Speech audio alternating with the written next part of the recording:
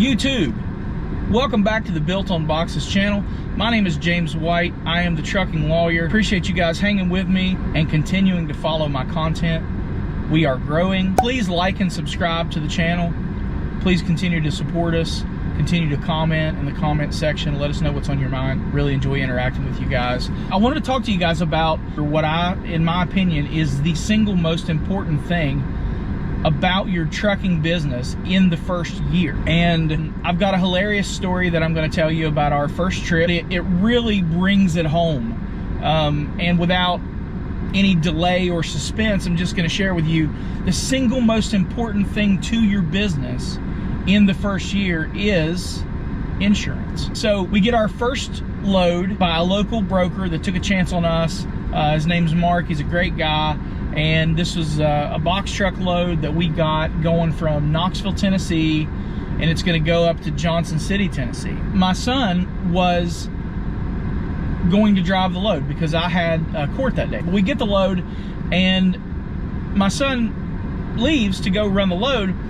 And, you know, my son's 21. Now, he has a CDL, but we live in an area that has, unbeknownst to us, a low power line. Now, the way our cul-de-sac is set up, the turning radius of the truck doesn't allow for, you know, one like U-turn all the way around the cul-de-sac. So instead of doing like a 3-point turn, my son decides to take this little, sort of like another little turn that branches off of the cul-de-sac. And on the other side of that turn, unbeknownst to him, there's a power line that's lower than it should be.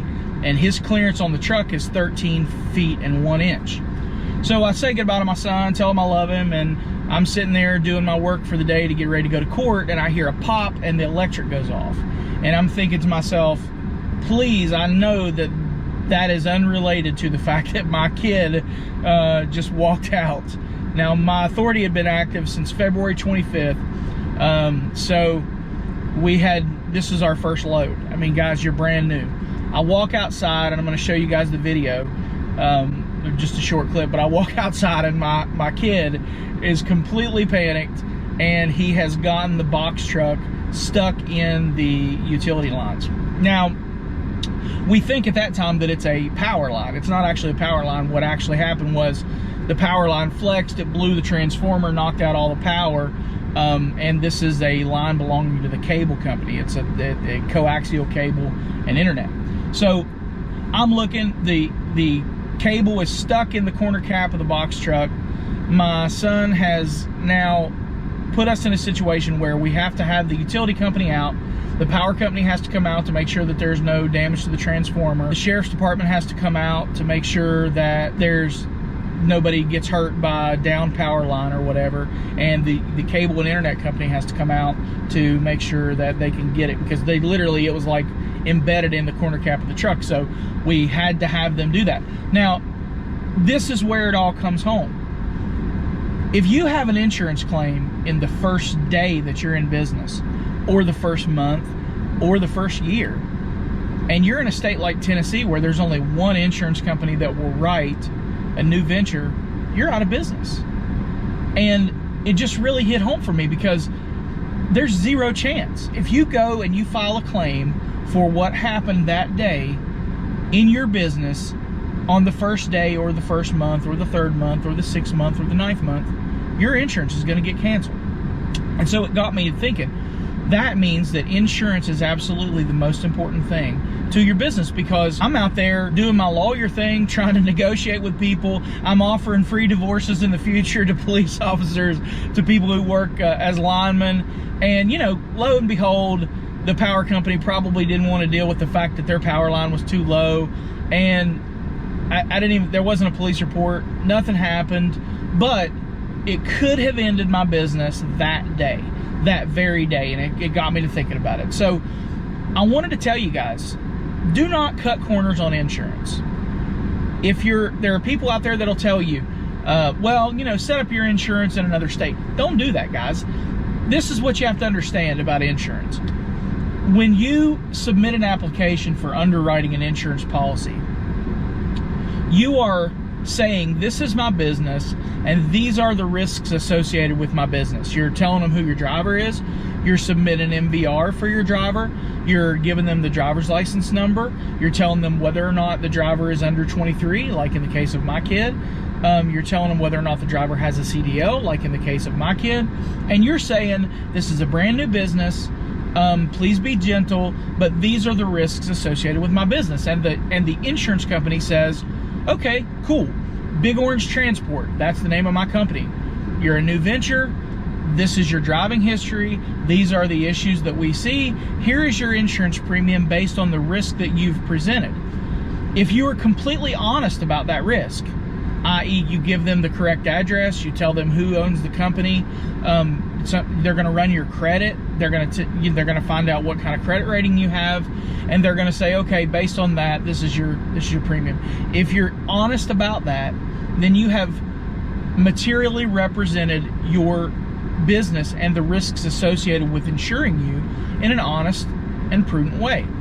But if you, for instance, go out and you get a virtual mailbox in another state that has more favorable insurance rates, and you say, well, you know, I'm actually incorporated in Tennessee, this is where it happens, I'm incorporated in Florida, which, you know, people like me, lawyers, have made insurance rates outrageous in Florida, and nobody can afford to have insurance, you know, and still make money. So they get a virtual mailbox somewhere else. Guys, don't do that, because what you're doing is called material misrepresentation. And I know you're thinking, well, you know, it is this or it is that, and I can't afford it, and I understand. And I'm just telling you, it will catch up with you, because it could be as simple as you going out here and you tangling your truck in the lines, and this time it wasn't the insurance or the power company's fault, it was your fault, because you did A, B, C, or D, and you didn't pay attention to the clearance, or you did this or you did that. And it's not going to be their fault, it's going to be your fault. And when that happens, the insurance company is going to say, well, wait a minute, you told us that you had a garaging location in state A. Okay, but you don't have a garage in state A. We looked it up and your address is a virtual mailbox. So how many times have you been to state A? Oh, you haven't been to state A at all. Or maybe you say, well, I'm not going to answer your questions. Okay, that's fine. When you get sued because the insurance company denies your claim, there's this thing called a deposition, where the lawyers for the plaintiff get to ask you questions, or the lawyers for the insurance company get to ask you questions, and they're going to ask you, well, how many times have you been to this state since 3 months ago when you started your company? None. Okay. How many vehicles do you currently have in that state? None. Okay. How many licensed drivers do you currently have with valid driver's license from that state? None. Okay. What is the reason that you listed an address in the state? Oh, you did it just because the insurance rates are cheaper.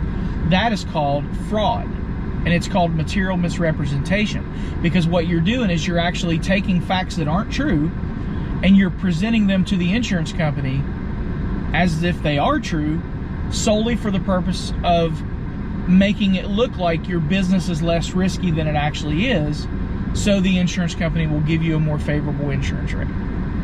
And that's called fraud, and that's how you not only get your claim denied, but that's how you get the corporate veil pierced on your LLC, and that's how the plaintiff can attack your personal assets in a lawsuit where the insurance company didn't pay and you are personally liable. And so insurance is the most important thing about your business in the first year.